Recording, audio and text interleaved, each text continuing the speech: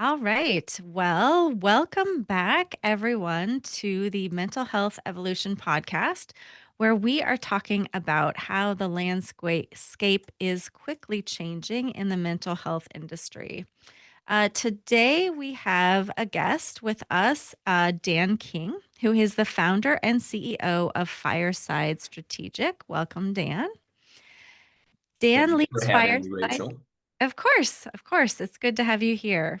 So, Dan leads Fireside Strategic, which is an organization that acquires and nurtures outpatient mental health practices with a strong focus on clinician satisfaction and workplace culture.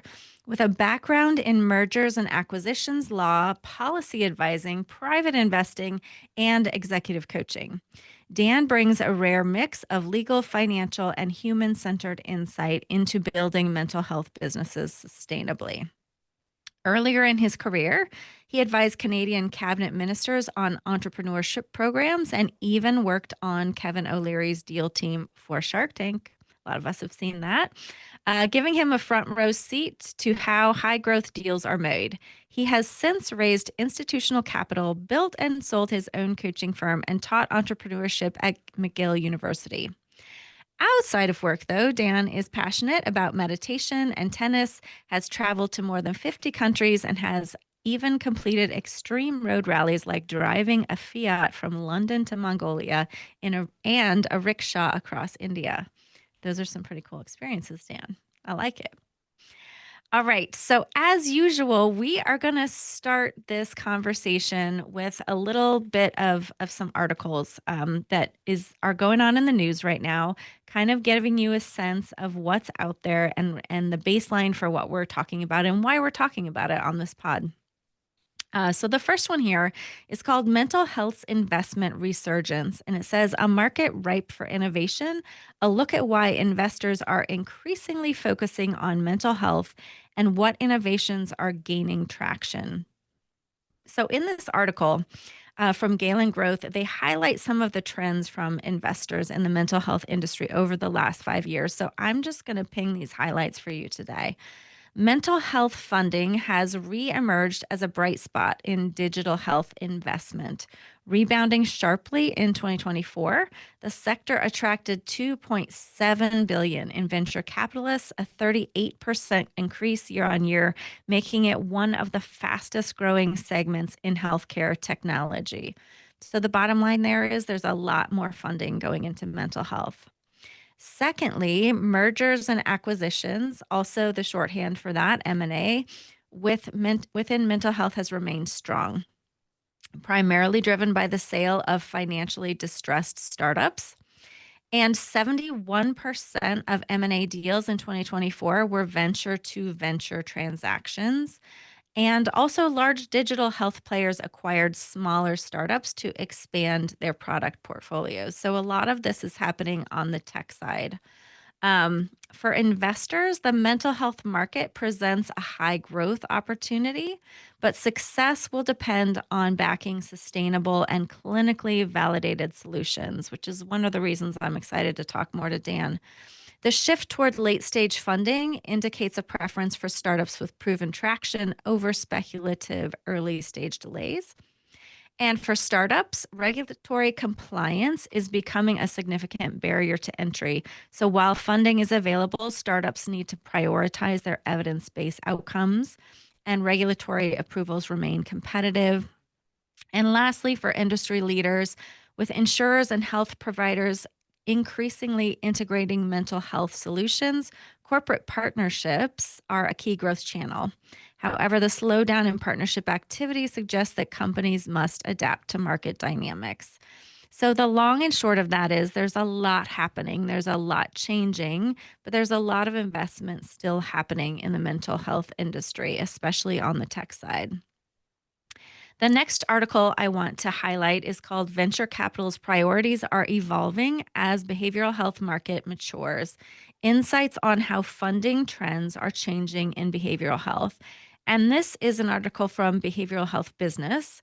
A few highlights for you. It says more than 12.5 billion has been bet on digital behavioral health in the last 5 years, according to Rock Health. Funding peaked in 2021, COVID years, with 5.7 billion spent that year alone. And a quote from Margaret Malone, who's a principal at Flair Capital Partners, she says, "It's our responsibility to help invest in founders who are forward thinking and see where the puck is going, but also know how hard it is and what the existing infrastructure looks like today." This article continues to talk about that at the end of the day, venture capitalists raise money from limited partners. They have a duty to generate a rate of return on the money they invest in these behavioral startups in a limited period of time. That is why they push growth. If the startups can't grow spectacularly or ultimately can't become profitable, which is really how you create value, then it's not going to work. And these companies die away and patients are left suffering. So we will dive into that question as well. But with that kind of background, knowing there's a lot of investments happening, there's a lot of rapid growth pushes, there's this business focus in the mental health industry specifically that maybe hasn't been there to the same level as it is now. I want to dive in with Dan because, as you heard, he's got a very extensive background in a lot of these areas. And I would love for you all to hear from him more how he's thinking about things. So, Dan, let me just dive in and ask you about venture capitalist firms entering the mental health space, backing many different companies. What is your perspective on why this is happening, and what are some of the benefits and the risks to this? So thank you again for having me, Rachel. And I need to start off by saying I am not a venture capitalist. That word has a very specific meaning. It speaks to a very specific model of investing. So folks on the clinical side may or may not be familiar with how to define what a venture capitalist is. But for simplicity's sake, a venture capital fund is a fund that is seeking very exponential returns. Generally, they are investing exclusively in technology companies. Mm, Technology companies, the risk return profile from an investor's perspective is very different than with non-tech businesses. Okay. We do not invest generally in technology businesses. There may be exceptions here or there if there's a synergy with the type of business that we typically invest in. But I just want to be clear, we are not a venture capital fund or a venture capital firm. So if I am running a venture capital fund or firm, I am looking to deploy a certain amount of capital over X amount of time. I have to make a certain number of investments. And the general expectation is that one or two of those will be massive home runs. In other words, they're going to generate an exponential return. Maybe one of them will do okay, and then the others may fail. And if they fail, they may fail completely. They may go to zero. Okay. mhm, So as we start to think about the financial and human costs and benefits, we have to bear in mind that that's one specific model of investing. It is not what we do. Lots of investors are not VCs. And I so often hear in this conversation people on the clinical side talking about venture capital investing. And yes, that is one model of investing, but it isn't the only type of investor out there. And so as we start to understand the costs and benefits, we want to understand the different models of mhm. investing because there's all kinds of different incentives at work. Does that make sense? I love, love, love that clarification because I hear these terms thrown around all the time: venture capitalists, private equity, merger and acquisitions. You call yourself, I noticed, an investment company. So you Mhm. kind of don't use any of those terms really for what you do. So I love that you are differentiating that. And what should clinicians, clinical practices know about the different types of investment? Yeah. Very, very high level. I just explained how VCs work. Private Yeah. equity is a different animal. Sometimes we are called private equity, sometimes we're not. We actually talk about this internally because the Mm, incentives really matter. Just a couple of weeks ago, we were talking about it. And even within each of these universes, there's all kinds of subcategories, and it gets kind of complex, which is I why I really enjoy having these conversations. And I think it's so important for us to understand what everyone's agenda is. So I try to be transparent, certainly when I'm dealing with a practice that we might invest in, but I very much want to be transparent with the broader mental health universe to start to educate the market so we can all have honest, open conversations about what we all want.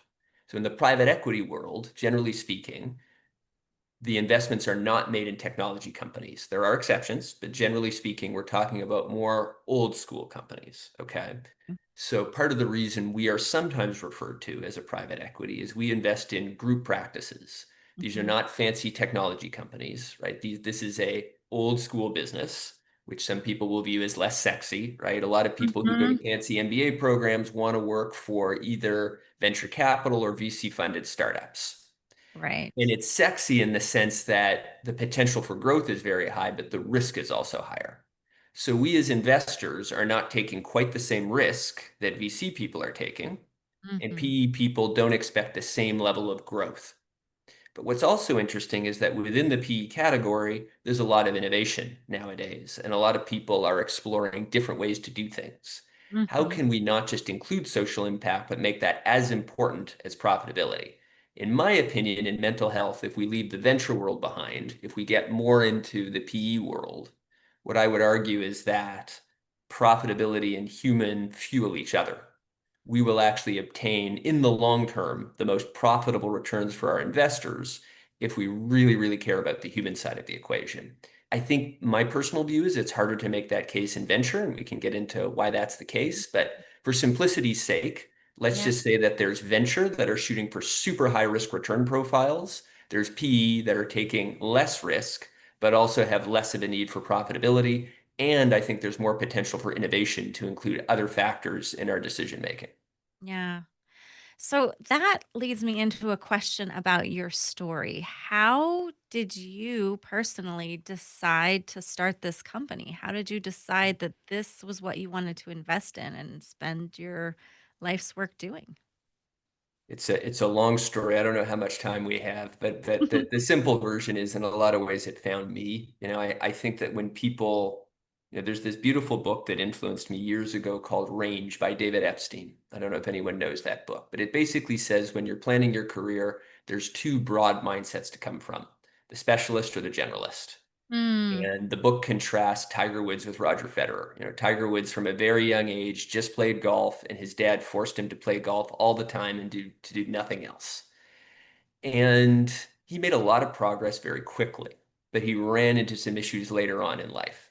Whereas Roger Federer, before he came to tennis, he played a whole bunch of sports. He played cricket, he skied. I mm, can't remember all the sports he played, but he played a lot of sports. And it took him a little longer to find his footing. And so I very much identify with Roger Federer more than Tiger Woods, not just because I like tennis, but mhm, because I'm a generalist by orientation. I explored a lot of different worlds. And in retrospect, all these worlds, I think these things tend to happen for good reason. And so each of these experiences gave me knowledge and gave me a sense of the world that I was able to bring together. And so to me, the most interesting companies, the kinds of companies I invest in, are often run by generalists, but with supportive specialists because we work best when we work together. mhm, So the short version is starting in law, I knew that there were aspects of it that I enjoyed, but I didn't love the environment. It felt very militaristic and hierarchical to me. And when I went to the Shark Tank, when I went to work on Shark Tank for one of the investors there, I really loved the entrepreneurial angle of things. And I started to notice that there were culture issues with a lot of companies that investors backed. And that sparked my interest in culture. And I left law for a time, went back to school to study organizational psychology because I wanted to understand how we as investors could have done a better job with culture. And ultimately built a few companies in that space. And building companies from scratch, I realized I had some failures and some successes doing that. And I sure. thought, well, can't I combine culture with my M&A roots? Why don't I go back to what I learned originally and fuse those together? And I need to do it in a space where I feel a sense of mission. And the brain was always at the dinner table for me growing up. Dad is a brain doctor, mom has some background in psych, and all kinds of formative experiences in college with friends with mental health issues. Always made that interesting. I was always reading about mental behavioral health in my own time. And so I had a hypothesis. Maybe there's a positive impact I could have there. And over time, I tested the hypothesis. Slowly but surely, the world gave me the feedback that, yeah, you're onto something and you better do this because we're going to stop you from doing anything else. Mhm. I like that. I like how it found you. And that's interesting, that sense of mission of bringing your worlds together and having something that you truly believe in.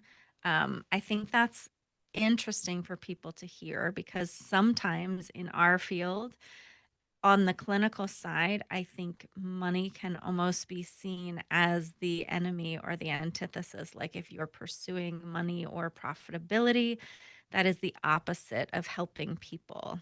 So I'm curious if you can speak at all to how you sort of merge those two Yeah. things.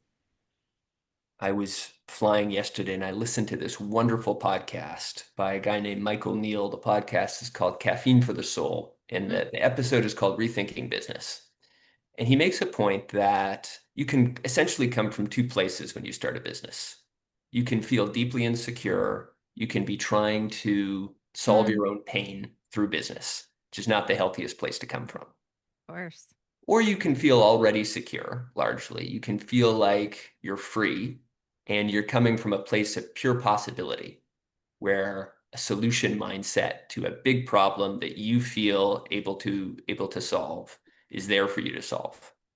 I think the same is the case on the clinical side, by the way. So as a Would clinician, say you the can come same from a thing. place of deep insecurity. You can come from a place of having very, very deep money wounds, or you can come up from a place of largely feeling already secure, right? About money, about work. And I know which kind of clinician I would want to work with, and I know which kind of investor I would want. Mm, yeah. Yeah. I really like that. Yeah. I think there's a lot there. But what do you feel like you want clinicians to know in terms of, or practice owners to know, if you're meeting with a company for the first time and talking about maybe opportunities, what is your lens? What are you thinking about? What's good for people to know? What's good for clinicians to know when they meet with an investor? Mhm. Or practice owners, which are often one and the same in my field, right? So if I'm a clinician and I'm thinking about meeting with an investor or a practice owner, I want to get so clear on what my goals are. What do I really want? What's in alignment for me?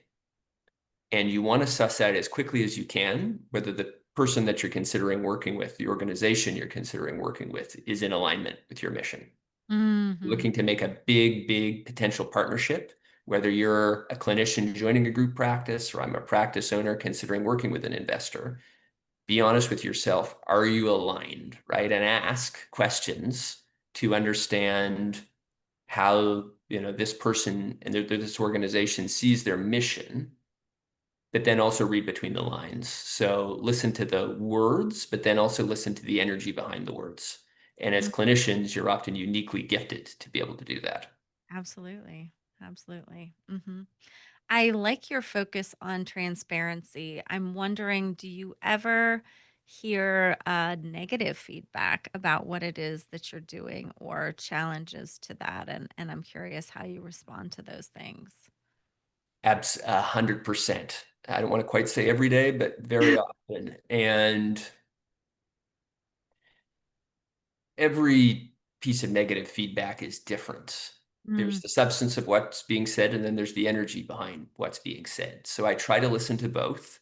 And there's a lot of complexity in what we do. And I try to do my best to appreciate the complexity that someone else is coming from while articulating what we have to deal with. And I can't share everything all of the time. That's not realistic or fair to everyone. And because there's so many different stakeholders involved in what we do. But I try to understand, again, what is in alignment for everyone. And what I can always be transparent about is what our high level mission is. And if that doesn't feel aligned, then we should go our separate ways. mhm, And sometimes people come to us and they don't really know exactly what they want, or they change their mind, 2 or 3 months later. And so part of my coaching background has trained me to sit with people who are in that moment of possibility and help them figure it out because they often don't know. mhm. Right. Right. And I think, having clinician led practices, which is largely what has kind of grown up in this field is such a different perspective than maybe a business owned, coming to start it from the business side, somebody who went and got an MBA and did like that whole track of things. It's such a different mindset. And I think it's interesting when you talk about alignment. I feel that even within my practice and thinking of staff, we're always, how aligned are they with our what we're doing as a company? And if they're not, they could be an amazing talent, all kinds of things, right? But if they don't have that, then it's just not going to work out. It's so interesting to hear group practice owners talk about how they interview. And some of the wise ones are trying to suss out not just what is the clinical ability of this person, do they actually want to start their own practice? And so there's a classic assumption that you don't want to hire them if they want to start their own practice. But that could still be an alignment because you could have an open, honest conversation, right, about that. And maybe they'll tell you, I want to work for you for 2 years and then go off on my own. Hmm. And that might work for you. It might not. But the more you can get to that place of openness about alignment, the more you'll know relatively quickly whether this is the right choice for now or not. Hmm. Yeah. What would you consider a successful investment from your side of things? How do you see maybe that process go forward, and what does it look like from at the beginning versus the Yeah. end? So we are always measuring the human and the financial, try to integrate them. Hmm. So as part of due diligence, we want to understand how satisfied clinicians are. And of the 70 or 80 practices that I've spoken with, I would say a vast majority do not survey their clinicians in any kind of even informal way. And so for us, due diligence always includes a culture survey, and we want to understand what do clinicians actually think. The data is always imperfect, but we can get a pretty good sense of that. So success looks like an increase in clinician satisfaction. Mm-hmm. Success looks like improvements in clinician retention, as Hmm. well as profitability. All of those are things we measure. And in general, not always, the incentives are sometimes at cross purposes, but in the long term, I believe the two fuel each other. We're going to get the best outcomes in both um, if we have a long-term mindset. We're in this for many, many years to come. If I was more short-term minded, the incentives would be more likely to be at cross purposes, right? That's not the kind of business that's in alignment for me. So if I even tried to build that, it wouldn't work. Hmm. So I want to measure all of those factors. Yeah. Yeah, that's really interesting. I'm finding it curious because some of my thinking, as a group practice owner is that, and what I tell my staff all the time is, we're going to aim to make decisions that are good business decisions, but are also good clinically and good for the people here. Like those two things both have to be what we're looking at, and they can often seem to be at odds. And so sometimes it does take talking a lot as a leadership team and figuring out, how do we make a choice here that's in alignment with both of those things. I think in the short term, it's more often that you'll find that the incentives are at cross purposes. It's more common. In the long term, in a group practice, I'm completely convinced that they're not. Hmm. So if you look at where your practice is now and you look at where it could be, if you're more profitable, you can pay your clinicians more. Not only can you pay them more, you can provide benefits. You can introduce them to other types of specialties. You can broaden their minds as to what's possible in not just mental health, but wellness, health overall. The range of possibilities available to you is unbelievable. That doesn't all happen in 5 minutes, right? Oh, of course not. Of course not. Yeah. Yeah. And that's interesting because you talked about your entrepreneur journey. And from what I'm looking at from a business perspective, you are choosing at this point to come in and take a practice that has already done that startup part. Really, you're coming in and you are taking it to the next level. So I'm curious, what's the inspiration for that for you?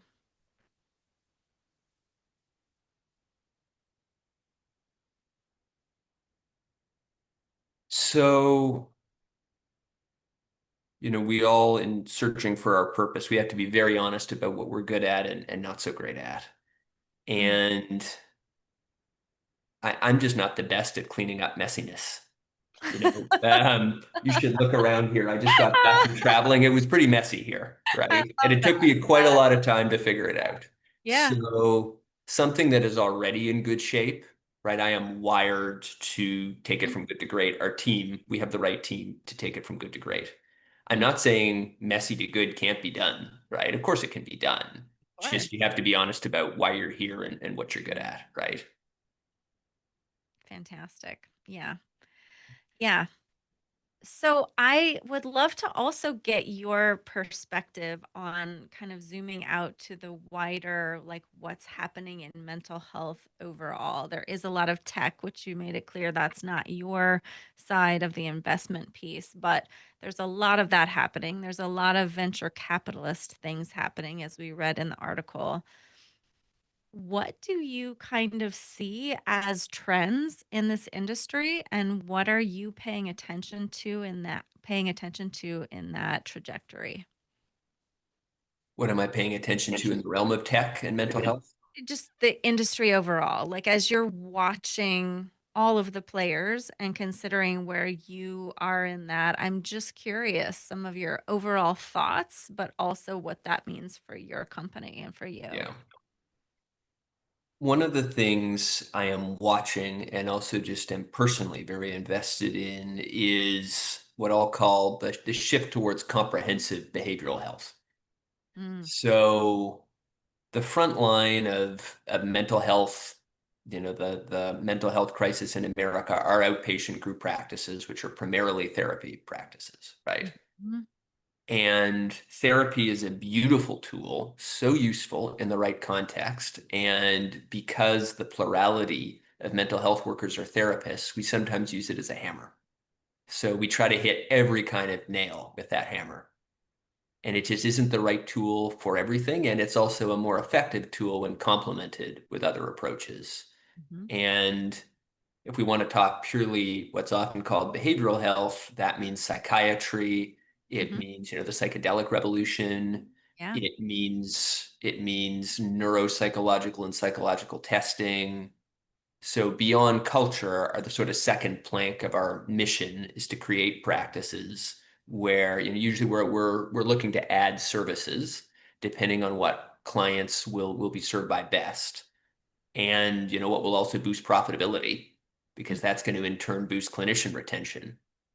So I think that we live in a complex world and trying to use one tool as great as it is, as proven as it is to solve every kind of problem is a mistake. And ultimately, look, there's so much we don't know about the brain. There's so much we don't know.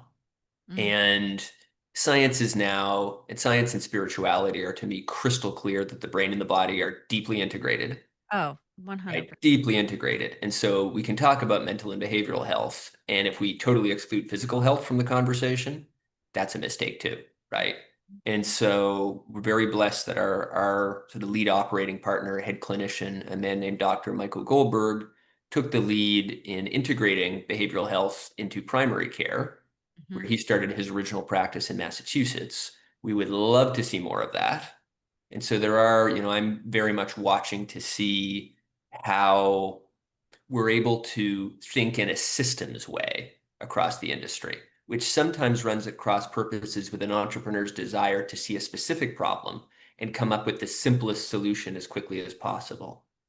And I can get into more of where that balance is if you want, but if there's one trend that I'm most interested in, it's that. Yeah, it's the collaboration of different healthcare providers working together. Yes. Or even training different individual healthcare providers to think a bit more broadly. Mm, yeah. Okay, that's interesting. This is a rebrand for this podcast, and last year we did the mental health entrepreneur, and it was all about bringing in people that were doing creative, innovative things in mental wellness. I kind of like to think of it more broadly as mental wellness than just mental health. Mhm. Because I do think there's a lot of room for creativity in that. And it sounds like that's a bit of where you and your team are inspired as well. is to think. Very, very much so. Very much so. It's where the future's going. We're not going to be able in the practices we invest in to provide the best results for clinicians or for, excuse me, patients as well as clinicians ultimately if we don't have that mindset. It's crucial. Mhm. I love that. Well, we are about out of time for this recording, but I just wanted to offer up one more opportunity for you to just, if there were something that you could share with our audience, um, what would that be? So, just had a wonderful conversation with Dr. Arpan Parikh, who's the chief medical officer over at Soul Mental Health. And the conversation was about non-clinical and clinical partnerships. Mm, One of the most important things in general that I want to see, and certainly we're a stand for it, but I would love to see it across the industry, are those sorts of partnerships. So clinicians know so much that non-clinicians like us don't know, but also vice versa. We're trying to solve a complex problem of building businesses that serve patients who are dealing with some of the hardest possible problems humans can deal with. And we're trying to build a business at the same time. It's really not easy to do. So if this is a complex problem, we need to bring different skill sets to the table. And so that conversation was very much about the best mental health organizations are true partnerships between clinicians and non-clinicians. I really, really deeply believe this. mm, And so part of what I want to do, look, I'm a capitalist, but I also really, really care deeply about mental and behavioral health. And so part of why I am here is to create these sorts of partnerships. It's what we do every single day. And it is a lot of work because different people almost speak different languages, yeah. right? But we need to be able to integrate those together to solve complex problems. It's what the book Range that I talked about at the beginning stood for. And it's what the best mental health organizations stand for. And so when I see content from clinicians who are skeptical about investors, I get it. And you probably should be skeptical of some investors, even us, right? You want to understand where they're coming from. You want to be sure that there's alignment. But I also, at the same time, as you hold that skepticism in your mind, I also want you to hold open the possibility that as clinicians, you probably don't have business training. There's a hell of a lot you don't know too.